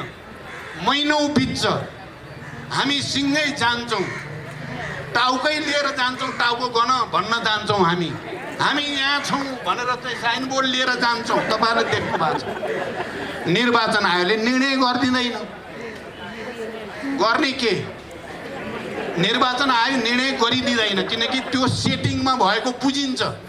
केपीका मान्छेले भन्छन् त्यहाँ नि हाम्रो सेट भइसकेको छ, जति गरौँ टाउको फरे पनि गर्दिन्न। गर्नै पर्ने हो नि। 70% केन्द्रीय समितिका सदस्यको हस्ताक्षर सहित जाँदा निर्वाचन आयोग निर्णय गरिदिँदैन। अनि हाम्रा सबै लोकतन्त्रवादी सबै निर्वाचन आयोगलाई दबाब दिनु त कता हो कता। हामीलाई नै के हेरेर बसेको भन्छन्। म त अनौठो लाग्यो त के हो मान्छेको के भयो होला। हामी लगातार गइरहेका छौँ बाबा। हामी 70% छौँ, 2/3 छौँ। हामीलाई मान्यता देऊ, छिटो गरिदेऊ। पार्टी यो हो, गर्दैन। अब गर्ने के? त्यसपछि हामी केमा लायौँ त भने अब संसदीय दलको बहुमतै पुर्याएर हस्ताक्षर गरेर संसद सचिवालयमा दर्ता गरेपछि त तुरुन्तै केपीजी प्रधानमन्त्रीबाट हट्नै पर्छ। हाम्रो संविधान अनुसार, कानुन अनुसार, परम्परा अनुसार। कृष्णजी तपाईँले यो बुझ्नु भएको छ नि? जब संसदीय दलको बहुमतको हस्ताक्षर भयो भनेपछि त्यही दिन पार्टी सम्बन्धी निर्णय गरियो र दुईटा पार्टी अलग गरियो। म तपाईँहरूसँग, तपाईँहरू न्यायाधीश हो, तपाईँहरूले गरिदिनु पर्यो मेरो लागि फैसला। सबभन्दा बढी अन्यायमा त म र मैले नेतृत्व गरेको पार्टी पर्यो। अब मैले त्यसो भएर त्यो संसद भङ्ग हुँदा पनि मैले भने सबभन्दा ठुलो अदालत भनेको जनअदालतै हो। जीवन मरणको सङ्घर्ष गर्न हामी फेरि आयौँ, तपाईँहरूको बिचमा आयौँ। मैले बोलेको तपाईँहरूले सुन्नु भएको छ, चाहे काठमाडौँको ठुल्ठुला सभाहरूमा होस् या अन्यत्र। लाइफ एन्ड डेथ हो। मैले भनेको छु यो नयाँ प्रकारको जनयुद्ध मैले फेरि लड्न पर्ने स्थिति भयो। म लड्दैछु जनयुद्ध भने मैले जनयुद्धै थियो। त्यो ब्याटल जितियो। तपाईँहरू पनि सबै हुनुहुन्थ्यो साथमा। बेस्ट ब्रेन नेपालका एक ठाउँमा भएपछि लडाइँ जितिन्छ भन्ने विश्वासको साथै हामी हिँडेका थियौँ। यस्तो होला कसरी कल्पना गर्ने? जन्मिसकेको बच्चालाई फेरि आमाको गर्भभित्र हालिदिन्छ अदालतले। यो सोध्न सकिने कुरा हो र यो कसैले कल्पना गर्न सकिन्छ र? यो प्राकृतिक नियम अनुसार पनि, न्यायिक परम्परा र चाहिँ मूल्य मान्यता अनुसार पनि यो हुँदै नहुने कुरा भयो। त्यसो भएर मैले भनेको दिउँसै रात पारियो त गर्ने के? अब हामी पनि हामीले छोडेका छैनौँ। म तपाईँहरूलाई भन्छु, म अहिले फेरि मैले बोल्दा के पर्छ, अहिले सबैतिरबाट म के देख्छु भने माओवादी आन्दोलन र त्यसको नेतृत्व, शान्ति प्रक्रिया ल्याउनेवाला, संविधान सभा ल्याउनेवाला, सबै उत्पीडित वर्ग, जाति, क्षेत्र, लिङ्ग, समुदायलाई पहिचान र अधिकार दिलाउन लड्नेवाला मुख्य पात्र प्रचण्ड भएको हुनाले यसलाई तेजोबद्ध गर्नुपर्छ भन्ने डिजाइनमा काम भइरहेको छ। तपाईँहरूलाई त उस्तै लाग्छ होला, सबै उस्तै छन् भने जस्तो। तर मैले हेर्दा सबभन्दा बढी चाहिँ तपाईँको प्रहार कहाँ भइराखेको छ त? महन्तजीले भन्नुहुन्छ, म महन्तजीसँग बहस गरिराखेको हुन्छु जहिले पनि सकारात्मक ढङ्गले। किनकि महन्तजी र म मधेसमा पहिचान र अधिकारको लडाइँ या आदिवासी जनजाति, दलित, महिला, मुस्लिम सबैको पहिचान र अधिकारको निम्ति लडाइँ लड्ने क्रममा सबभन्दा बढी त मैले नेतृत्व गरेको विद्रोहमा नै सबभन्दा धेरै बलिदान भएको छ। मधेसका मात्रै 1300 जना मान्छे त्यो मधेसको पहिचानको निम्ति बलिदान भएका छन् जनयुद्धमा। यसको हिसाब त महन्तजीलाई राम्रो थाहा छ। शान्ति सम्झौतामा आएपछि कहिले 22 दल, कहिले 30 दल, कति दल भनेर महन्तजी र हामी सँगै बसेर त्यही अधिकारको निम्ति लडेको कुरा पनि महन्तजीलाई थाहा छ, सबैलाई पनि थाहा छ। अनि संविधान सभामा हाम्रो अधिकार पुग्दैन भनेर उहाँहरू लड्दै गर्दा मैले जति प्राप्त हुन्छ त्यति लिनु पर्यो। अहिलेको शक्ति सन्तुलन, राजनीतिक शक्तिहरूको अवस्थिति, हाम्रो भूराजनीतिक अवस्थिति, सबै कारणले संविधान त बनाउनै पर्ने छ। बनाउँदा प्राप्त हुन सक्ने जति सम्झौता नगरी लिन सक्ने स्थिति छैन। सम्झौता गरेर लिउँ, तर मैले मेरो राजनैतिक नैतिकता र मेरो निष्ठाले मैले सबै जस्ताको तस्तै समर्थन गर्न सक्दिनँ। तपाईँहरू सबैलाई थाहा छ, संविधान सभामा मेरो नोट अफ डिसेन्ट छ, रिजर्भेसन छ। मधेसकोलाई पनि पुगेको छैन। संविधान संशोधन गरेर परिमार्जन गर्दै जानुपर्छ। त्यसै गरी आदिवासी, जनजाति, दलित, महिला, मुस्लिम, मजदुर, किसानको अधिकार पनि यसमा पूर्णता छैन। तर फेरि पनि आजको शक्ति सन्तुलनको स्थिति र संविधानको आवश्यकतामा यो संविधानलाई मेरो समर्थन छ भनेर राखेको छु। महन्तजीलाई यो कुरा थाहा छ। तर अहिले रेशम चौधरीको कुरा हुन्छ, मलाई त बडो खुसी छ। हेर्नुहोस्, अहिले त बाफ रे बाफ, केपीजीका गुटका मान्छेहरू चाहिँ एकपछि अर्को रेशमजीलाई भेट्न गएका छन्, मन्त्री गएका छन्, नेता गएका छन्। तर सबभन्दा अप्ठ्यारो बेलामा चाहिँ म गएको थिएँ जेलमा र रेशमलाई भेटेको थिएँ भन्ने कुरा पनि महन्तजीलाई थाहा छ। र यो चाहिँ ठिक भइराखेको छैन भन्ने कुरा मैले पब्लिकली पनि त भनेको छु। अनि महन्तजीले भन्ने गर्नुहुन्छ, अहिले पनि अलिकति भन्नुभयो हामी त पीडित। म भन्छु म पनि पीडित। तपाईँ मात्रै पीडित हो र? मेरो टाउकोमा मुद्दा छैनन्? मेरो आन्दोलनका साथीहरू जेलमा छैनन् भन्नुभएको छ, अहिले पनि जेलमा छन्। कति मुद्दा मेरो टाउकोमा छन् भन्ने कुरा चाहिँ तपाईँलाई थाहा छ नि महन्तजी। त्यसो भएर मेरो भनाइ उहाँसँग के हुन्छ भने हामी पीडित हौँ, पीडित मिल्ने हो, पीडितहरूको मोर्चा बनाउने हो र लडाइँ जित्ने हो। मेरो भनाइ यति मात्रै हो। त्यहाँ मेरो कोसिस के छ, नेपाली कङ्ग्रेससँग, जनता समाजवादी पार्टीसँग समझदारी होस् र केपीको निरङ्कुश स्वेच्छाचारी र प्रतिगमनकारी नै हो, यो प्रतिगमनकारी प्रवृत्तिलाई परास्त गरौँ। अब यहाँ आइदियो के भने केपीकोलाई त परास्त गरियो। हेर्नुहोस्, मैले त गरेँ दोभानजी, तपाईँ हेर्नु होला, मैले त सदस्यबाट निकालिदिएँ केपीलाई। त्यो मैले एक्लै निकाले हो र? वैधानिक ढङ्गले निकालेँ मैले, आधिकारिक ढङ्गले निकालेँ मैले, कानुन अनुसार निकालेँ मैले। 70% केन्द्रीय समितिले निकाले हो नि। तर अदालतले, यो अदालत भन्न मिल्छ त? मैले भने भने त फेरि भएर के हुने हो?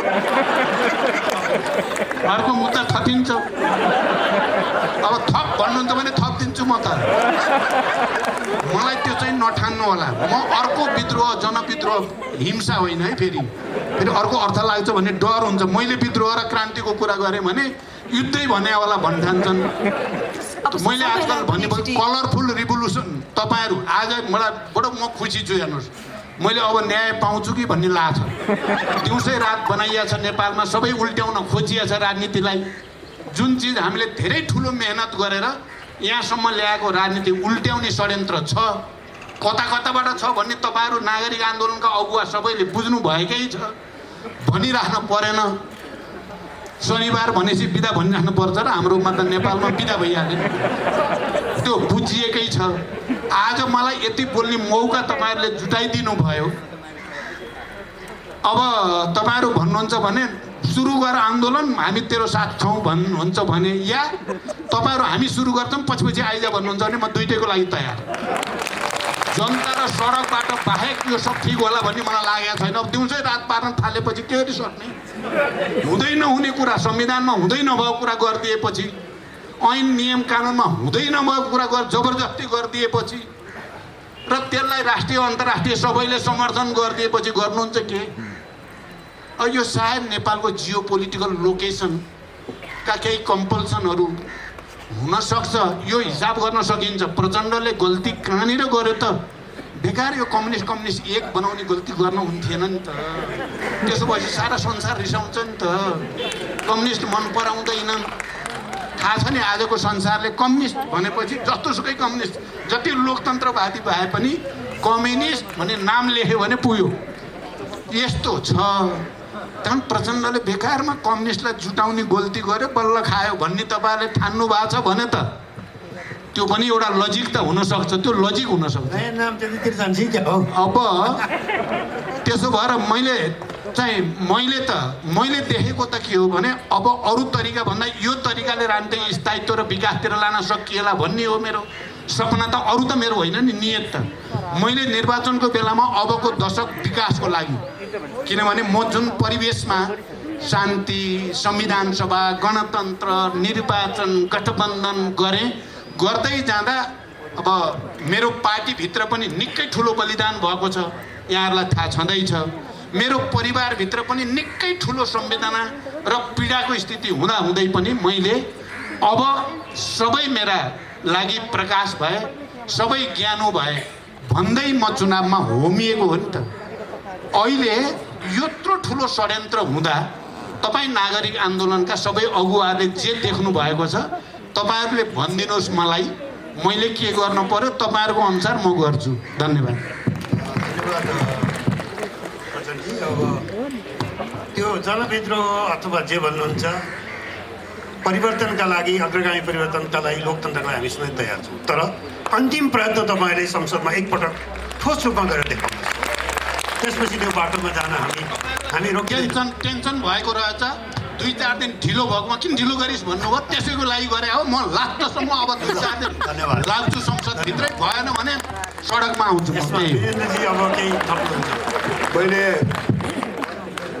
अनुरोध के हेलो, गर्नु? एक ठाउँबाट मैले- जस्तो छ, अब फेरि काङ्ग्रेसले त्यसलाई कति सहज बनाइदिन्छ। पहिले एउटा कुरा अनुरोध गर्नुपर्ने हुन्छ। नागरिक आन्दोलनबाट तपाईँहरूले जे कुरा उठाउनु भएको छ, केपी शर्मा ओलीको विकल्प देशले खोजा छ भन्ने कुरामा तपाईँहरूसँग सहमत हो। प्रचण्डजीले त्यो भनेको कुरासँग सहमत हो। तर अहिले लामो रूपमा उहाँले त्यहाँसम्म पुग्ने निष्कर्षको बारेमा भनेको कुरामा त्यसलाई आउँछ भन्ने विश्वास राखेर बस्छौँ हामी। अदालतका केही कुरा कहिले तल माथि पर्दा चित्त बुझ्ला नबुझ्ला, तर हामी हाम्रा समस्याबाट अदालतका टाउकोमा हालेर पनि उम्किने राजनीतिक बाटो खोजी गर्दैनौँ। त्यति मैले यहाँ तपाईँहरूका बिचमा भनेन भने मैले सहज पर्ने मात्रै कुरा गरे हुन्छ, त्यो तपाईँहरूसँग राख्न चाहन्छु। अर्को विषय, जब संसद पुनर्स्थापना भयो, जब संविधान ठिक बाटोमा आयो, हामी संसदमा पुगेपछि, प्रतिनिधि सभामा पुगिसकेपछि केपी शर्मा ओलीसँगको हाम्रो मतभेदलाई टुङ्गो लगाउने ठाउँ चाहिँ अहिले पनि संसद नै हो भन्ने मान्यता राख्छौँ। हिजो संविधान भत्किएको थियो, आज संविधान जोगाएर त्यो काम गर्न सकिन्छ भन्ने अहिले पनि आश छ।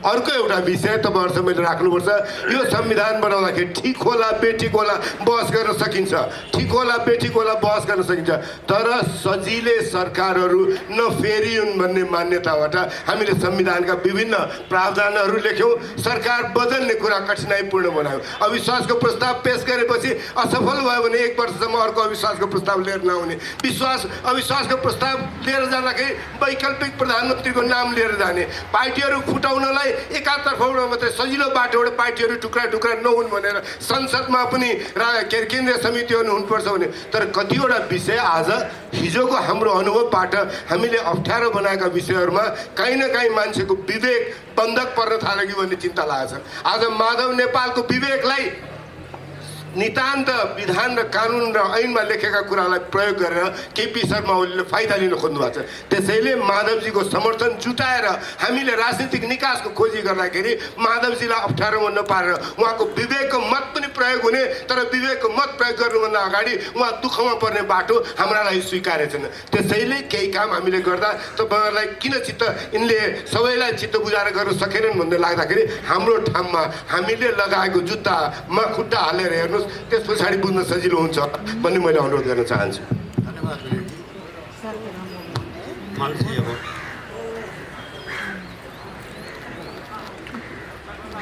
प्रचण्डजीले धेरै कुरा सही भन्नुभयो, तर सङ्घर्षको कुरा मात्रै म भन्छु। मलाई याद छ कि जब 7 दलको बैठक हुन्थ्यो हाम्रो, त्यसमा म नै पहिला व्यक्ति हो कि सम्झौता कोसँग गर्ने प्रश्न थियो एकचोटि। अनि मैले के भनेको थिएँ कि माओवादीसँग चाहिँ सम्झौता गर्नुपर्छ, किनकि माओवादीसँग सम्झौता गर्दा जनताको माग जनतैमा रहन्छ, जनताले नै पाउँछ। यदि राजासँग हामी सम्झौता गर्छौँ भने जनताको अधिकार राजामा जान्छ। त्यो थ्रु आउट उठाउँदै आएको हो। र जब दिल्लीमा हाम्रो कुराकानी अन्तिम कुराकानी भएको छ, एकजना यहाँलाई याद हुनुपर्ने, एकजना लेफ्ट नेताले बिन्ती पत्र दिनुपर्छ राजाले यहाँ, होइन? अनि उहाँले नि भन्नुभयो ल तपाईँको दर्ता भयो, विरोध तपाईँको दर्ता भयो, अब हामी चाहिँ आन्दोलनमा जाने, बिन्ती पत्र हामीले भनिरह्यो। त समय समयमा मेरो भने के छ कि रिक्वेस्ट कि तपाईँ पीडित भएर पनि चेयरमा हुनुहुन्छ, माथिल्लो उसमा हुनुहुन्छ। अब राष्ट्रवादको नारा दिनुहुन्छ, त्यहाँ हामी पढ्दैनौँ, प्रशासनमा हामी पढ्दैनौँ, होइन? त कहीँ जुडिसियरीमा हामी छैनौँ, तर उनको मान्नै पर्छ। यहाँले पनि त्यही कुरा भन्नु, हाम्रो विरुद्धमा फैसला हुन्छ, नागरिकताको विषयमा फैसला हुन्छ, ड्रेस लगाउनै पर्छ, ल अब मान्नै पर्यो, होइन? भाषाको विषयमा फैसला हुन्छ, मान्नै पर्यो। जबकि संविधानमा के छ, के लेखिन्छ? बहुभाषी, बहुजातीय, बहुसांस्कृतिक, तर चेहरा त देख्दैन नि, चेहरा त एकै किसिमको। एकचोटि सेनाले हामीलाई बोलाएको थियो अनि 10 जना जेनरललाई चाहिँ त्यहाँ मैले के प्रश्न गरेँ कि जेनरल साहब तपाईँको सेनामा त माने हाम्रो त बहुजातीय देश हो, अनि किसिमका मानिस छ, तर एकै किसिमको चेहरा देखिरहेछ, खोइ किन?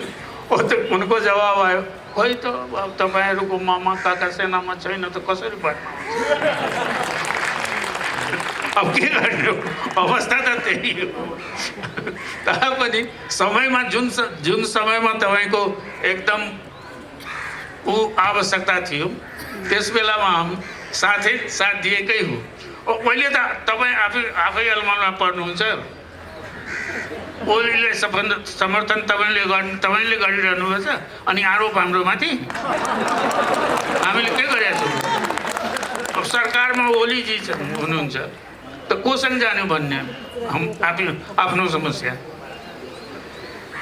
जेलमा परेको साथीहरूको हामीसँग जो विभेद भइरहेको छ, त्यसको कुरा कहाँ उठाउने? जनतामा त हामी उठाइ नै राखेका छौँ सधैँ, सदनमा पनि उठाएकै हो।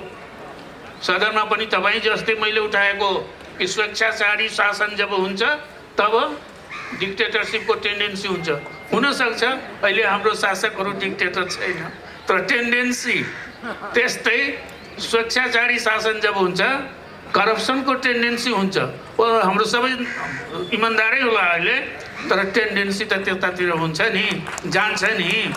त्यो त कुन बेलामा तपाईँहरूको मैले साथ विरोधमा गएको, तर आफै ऊ गर्नुहोस् न, हाम्रो मुद्दा हाम्रो कहाँसम्म सम्बोधन भएको छैन नि।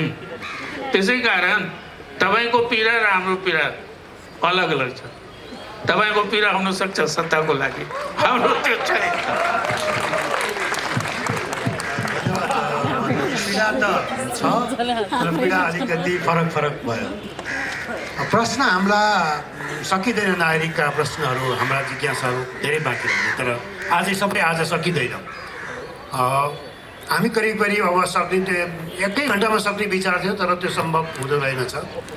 केही समय हामीले पनि लियौँ होला केही कुरा प्रस्ट्याउनका लागि। एउटा प्रचण्डजीको कुरा सुन्दाखेरि त्यो कुरा हामी तपाईँहरूलाई वाच गरिराखेकै हो। तपाईँहरूको मुभ कसरी हुँदैछ भनेर हामी क्षण वाच गरिरहेको, हामी चुप लाएर तपाईँले भनेका कुरा हाम्रो जानकारीमा नआएको हामीले नदेखेका होइन। त्यही बिचमा त्यसलाई अदालतले रोक्दियो। हाम्रो खालि चासो एउटा के तपाईँहरू अलि अगाडि भएको भएदेखि अदालतभन्दा तपाईँहरू पहिला हुनुहुन्थ्यो कि भन्ने मात्रै हाम्रो एउटा हो थियो।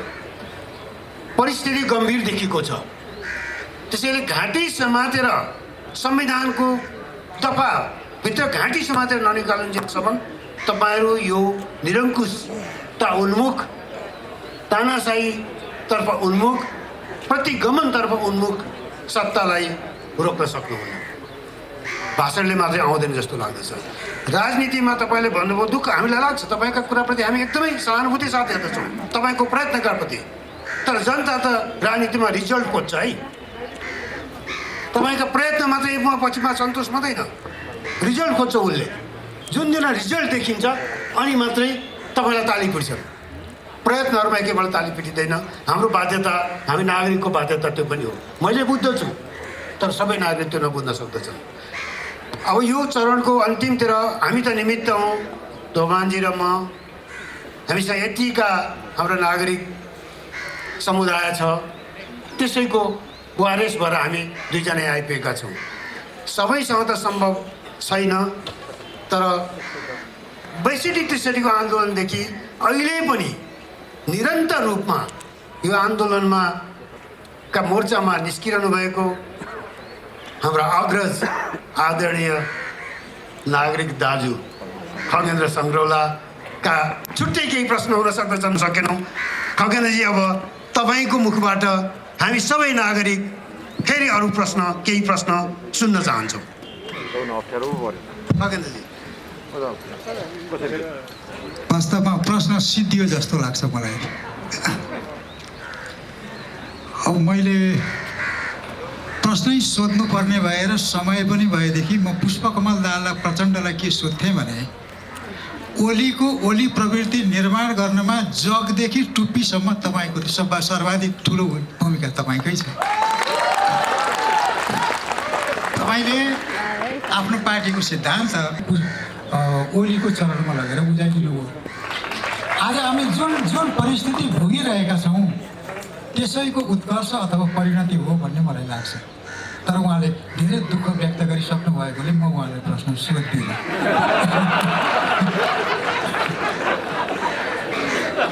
उहाँका अथाह दुःखप्रति मेरो समभाव छ।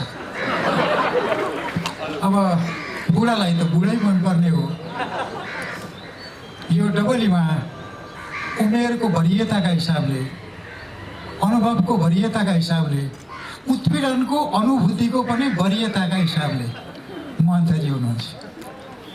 मलाई लाग्छ महन्तजी उमेरमा त मेरो भाइ हुनुहुन्छ जस्तो लाग्छ, तर प्रेमले अथवा आधारले म उहाँलाई महन्त दाइ भन्छु। अहिलेको यो परिवर्तनको प्रक्रियामा साँचो उहाँसँग छ। म अलिकति पृष्ठभूमिको अलिकति कुरा गरौँ।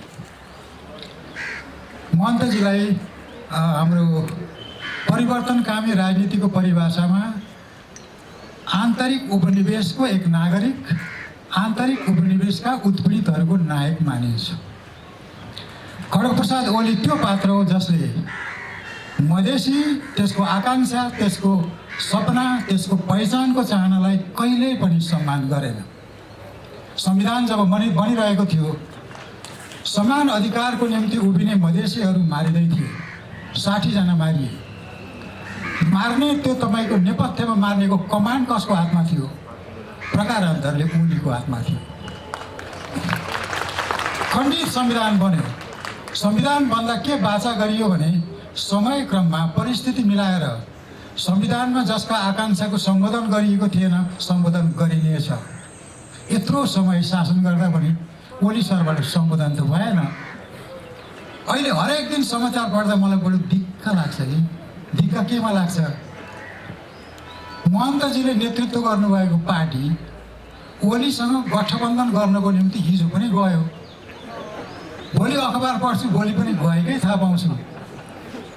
अनि उहाँको तर्क के छ भने दुईटा पक्षमध्ये हाम्रो मागलाई जसले सही ढङ्गले सम्बोधन गर्छ हामी त्यसलाई समर्थन गर्छौँ। ओली प्रवृत्ति र ओली प्रवृत्तिको विरुद्धमा उभिएको प्रवृत्तिलाई समदूरीमा राख्न हेर्न मिल्छ। ओली प्रवृत्तिलाई तपाईँहरूले नै हिटलरी प्रवृत्ति भन्नुभएको छ, भस्मासुर प्रवृत्ति भन्नुभएको छ, धुन्धुकारी भन्नुभएको छ।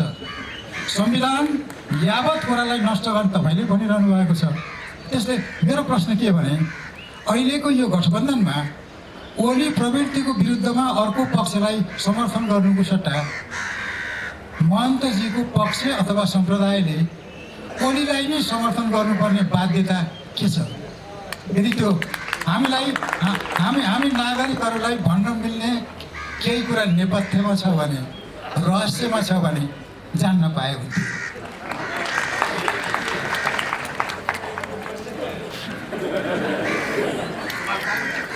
होइन के छ कि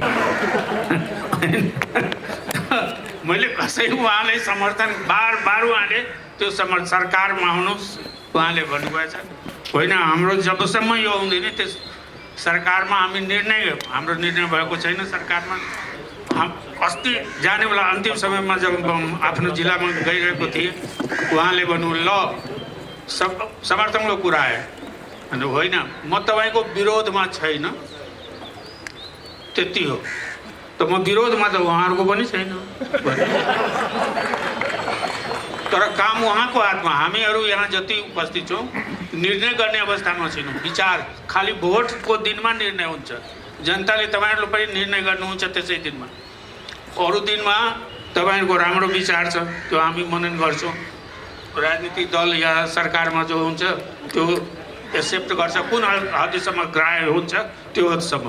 त्यसै कारण कतिपय कुरा जो म उहाँलाई समर्थन अहिलेसम्म म गरेको छैन।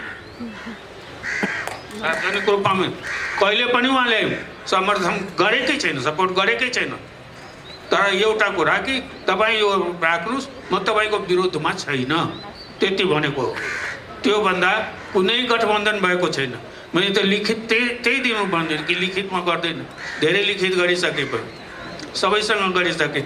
उहाँलाई प्रचण्डजीलाई नै मैले भनेको थिएँ कि मलाई चाहिँ अब चेक होइन क्यास चाहियो। उहाँले मतलब अब तपाईँहरू बदलिरहनुहुन्छ काम हुँदैन त्यो चेकको कुनै काम हुँदैन त्यो लिखतको कुनै काम हुँदैन। चेक भनेको त बजाउनु पर्दैन तुरन्त त त्यो हुँदैन। त्यस कारण त्यही कुरा मैले उहाँलाई ओलीजीलाई पनि भने कि कुनै लिखित म गर्न अवस्थामा छैन। तपाईँ भन्नुहुन्छ कि गर्न सक्छु त गरेर देखाइदिनुहोस् त्यति अहिलेसम्म हो। अब जहाँसम्म यहाँ ऊ छ डिक्टेटरसिपको विरुद्धमा त हमेसा आखिर आवाज मैले संसदमा पनि उठाएको नि साथीहरूलाई थाहै छ कि स्वेच्छाचारी शासक जब स्वेच्छाचारी हुन्छ तो उसको टेन्डेन्सी। अब तपाईँहरूले डिक्टेटरसिप भन्नुहुन्छ ओलीजी त ठिक छ स्वेच्छाचारी शासकको त टेन्डेन्सी हुन्छ उहाँले स्वेच्छाचारी भन्नुभएछ। करप्सन तर ओलीजी आफै भन्नुहुन्छ नो करप्सन त्यो पनि सुन्नुभयो होला होइन। उहाँले आफ्नो मन्त्रीजीहरूको त मैले के भने कि टेन्डेन्सी हुन्छ उतातिर जान सक्छ हुन्छ। अहिले गएको छैन होला किन सही कुरा त उनकै हातमा सारा चिज छ। सही कुरा त उहाँले भन्यो। हामीले भनेको कुरा हामी झुठो कुरा भन्छौँ यसको लागि कि उहाँबाट साँचो कुरा आओस् न। सबै कुरा त उहाँ शासन प्रशासन उनको हातमा हो त हामी कहाँबाट। तपाईँको सद्भाव छ तपाईँ सबैको सद्भाव छ मेरो प्रति मलाई थाहा छ। अब मोलीजीको मन्त्रीहरू पनि गएछ त्यो पनि एउटा सद्भाव हो। तर हाम्रो जेलमा परेको साथीले राहतको रूपमा के पायो त त्यही बोली बाहेकहरू त केही छैन। त्यसै कारण हामी त वास्तविकता रियालिटीमा वास्तविक कुरा चाहन्छौँ कि सबै आन्दोलन गरेर नै आए। ओलीजी घन्टु भाषण गर्नुहुन्छ मसँग 14 वर्षको कथा मलाई सुनाउनुहुन्छ कसरी उहाँ 14 वर्ष त म त्यही भन्छु कि त्यही तपाईँ पनि जेलैमा बसेर यहाँ पुग्नु भएको छ। अब हाम्रै साथीहरू किन डेमोक्रेसी त को सङ्घर्ष गरे बेटर लाइफको लागि त जेल के बेटर लाइफ हो। जेलमा बस्नु अगर बेटर लाइफको त जाउँ हामी सबै तब त हामी सबै जेलमै जानु पर्यो। त्यति हो। त्यस कारण यस मामलामा चाहिँ कि कुनै डिक्टेटरको आखिर त्यो राजाको विरोधमा त खुलेआम आवाज लगाएकै हो नि स्टेजैबाट बोलेको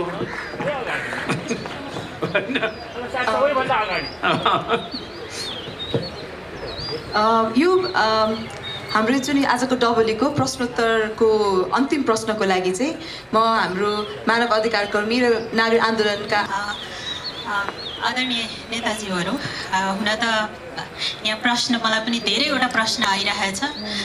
यो फोरममा पुरुष नेतृत्व मात्रै किन बस्नु भएको छ आज राजनीतिक निकासको बहसको लागि भनेर मलाई प्रश्न आइरहेको छ। मलाई दुःख के लागिरहेछ भन्दाखेरि राजनीतिक दलमा महिला नेतृत्व नै छैन जस्तो पनि लागिरहेको छ। यो कारण के हो भन्दाखेरि 3-4 दिन अगाडि सारथीको नाम सार्वजनिक भएको थियो। सारथीहरू अहिलेका प्रधानमन्त्रीका सारथीहरू त्यहाँ सबै पुरुष हुनुहुन्थ्यो। मेरो मूल प्रश्न के छ भन्दाखेरि माधव नेपालजी गइसक्नुभयो। उहाँले के भन्नुभयो भन्दाखेरि अनेक दाउपेचको नाम हो राजनीति।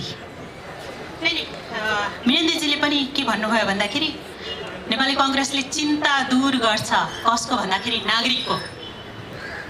त्यसपछि मेरो प्रश्न यहाँहरू सबैजनालाई, आदरणीय महन्तजीले पनि के भन्नुभयो भन्दाखेरि डेमोक्रेसीमा सबैको स्थान सुनिश्चित हुन्छ र हुनु पनि पर्छ र जब जब डेमोक्रेसीलाई चुनौती हुन्छ हामी त्यहाँ उभिनेछौँ भन्नुभयो यहाँहरू सबैजनालाई। र प्रेसिडेन्टजीले के भन्नुभयो भन्दाखेरि कठोर निर्णय राजनीतिले गर्नेछ र हामीले विगतमा पनि गरेका छौँ। र मलाई यहाँ बसिरहँदाखेरि, यहाँहरू चारैजनालाई सुनिरहँदाखेरि र मोडरेटरलाई पनि सुनिरहँदाखेरि मेरो मनमा चाहिँ एउटा के डर जाग्यो भन्दाखेरि पटक पटक गणतन्त्र, धर्मनिरपेक्षता, सङ्घीयता, समावेशी, समानुपातिकको विषयमा हामी नेगोसिएट गर्दैनौँ र हुँदैन भनेर भन्नुभयो।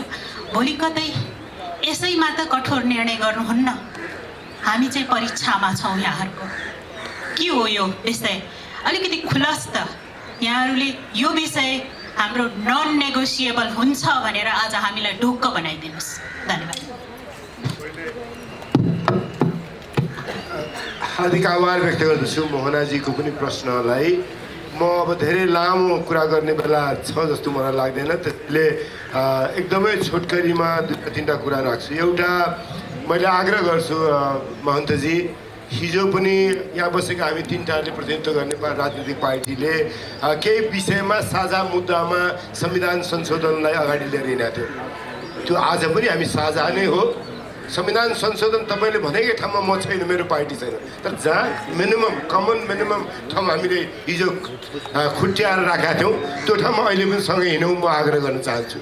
दोस्रो, मेरा मतदाता पनि 2/3 बढी मधेसी मूलको मानिसहरू हुनुहुन्छ।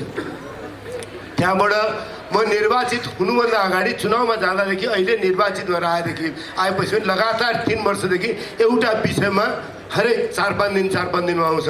एउटा मानिस संविधानले उसलाई नागरिकता दिइसक्यो तर हामीले अहिलेसम्म कानुन बनाएर नागरिकता दिएको छैनौँ।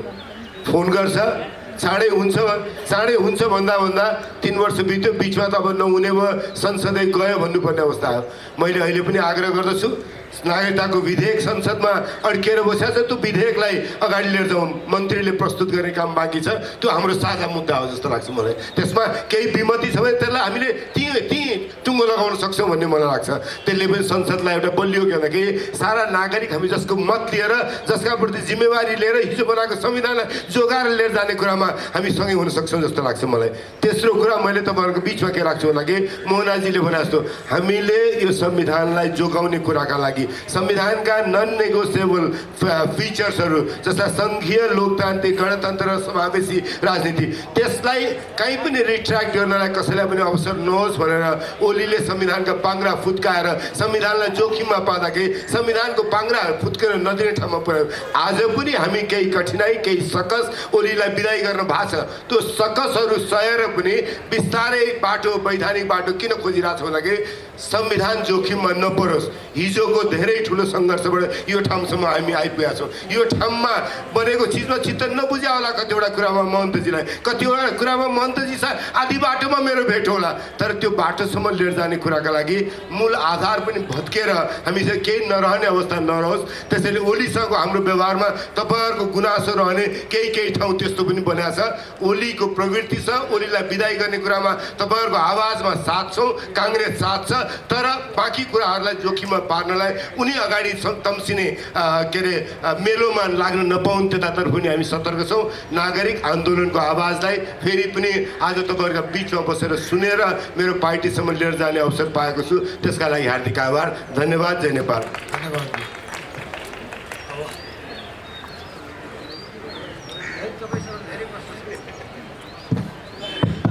अब म लामो उसँग व्याख्या गर्दिनँ। पहिलो कुरा, हाम्रो मिनेन्द्रजीले यी दुईवटा कुरा मसँग सम्बन्धित उठाउनु भयो, म त्यसलाई क्लियर मात्रै गर्न चाहन्छु।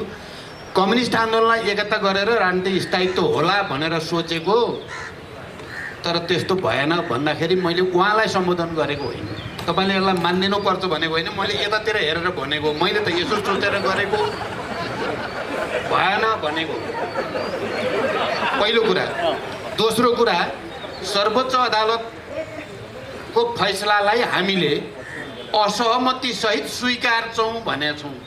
कारण अदालतप्रतिको तपाईँको धारणा र मेरो धारणामा आजका मितिमा फरक छैन। तपाईँलाई पनि सिधै तपाईँको पार्टी राजनीति र तपाईँको लक्ष्यमाथि प्रहार भयो भने असहमति त लोकतन्त्रमा राख्न पाइयो नि त। असहमति राखिएको छ, अस्वीकार गरिएको छैन।